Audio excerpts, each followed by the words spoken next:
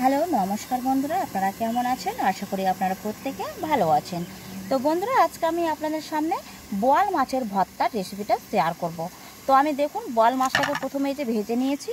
তো ভেজে নেওয়ার পরে আমি যে দেখুন লাল করে শুকনো লঙ্কাটা ভেজে নিয়েছি, আর পেঁয়াজ কুচো আর কয়েক টুকরো রসুন ভেজে নিয়েছি। তো এখন আমি এটাকে গুঁড়ো করে নেব।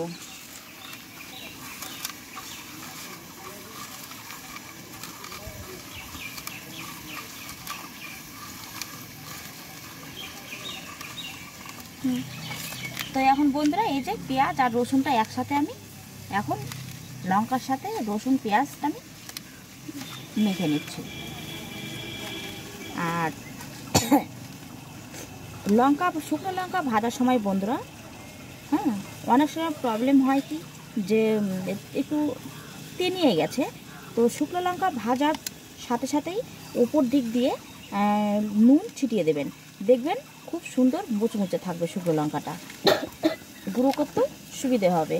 তো দেখুন বন্ধুরা, এই যে আমার এটা মাখা হয়ে গেছে। এখন আমি মাছগুলোকে নিচ্ছি।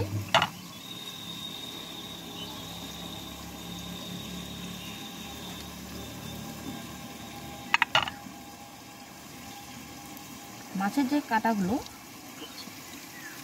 সেগুলোকে আমি ছাড়িয়ে নিচ্ছি।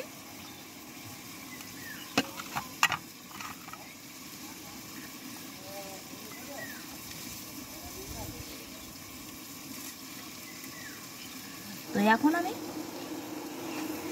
সরিষার তেল অ্যাড করব।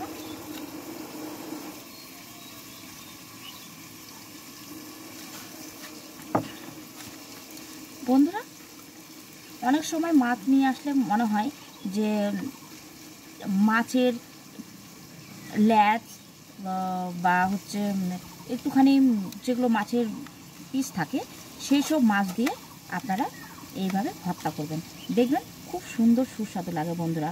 এই মাছ ভর্তা দিয়েই সুন্দর আপনারা পেট ভরিয়ে ভাত খেতে পারবেন। তো দেখুন বন্ধুরা, আজকে আমার বোয়াল মাছের ভর্তা হ্যাঁ কমপ্লিট হয়ে গেছে। তো আপনারাও বাড়িতে এইভাবে বোয়াল মাছের ভর্তা বানিয়ে খেয়ে আমাকে কমেন্ট ও লাইক করুন। আজকের মতো টাটা।